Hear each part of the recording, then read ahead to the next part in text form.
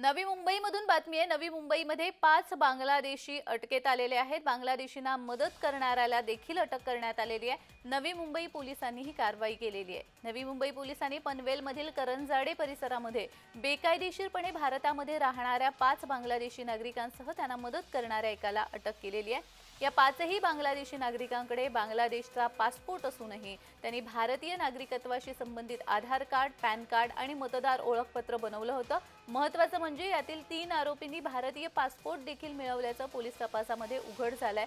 यावरून सुरक्षा व्यवस्थेतील गंभीर त्रुटी समोर आलेल्या आहेत। सध्या नवी मुंबई पोलिसांनी ही बनावट कागदपत्र रद्द करण्याची प्रक्रिया सुरू केली आहे। संबंधित विभागांना पत्र पाठवलेली आहे।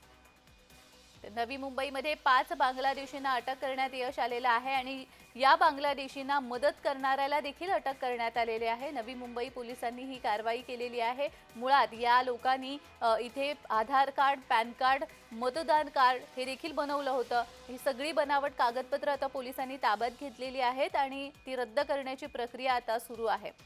नवी मुंबईमध्ये 5 बांगलादेशींना अटक करण्यात पोलिसांना यश आलेलं आहे। नवी मुंबई पोलिसांची ही कारवाई आहे। शिवाय या बांगलादेशींना ज्यांनी मदत केलेली आहे त्यांना सुद्धा पोलिसांनी अटक केलेलं आहे।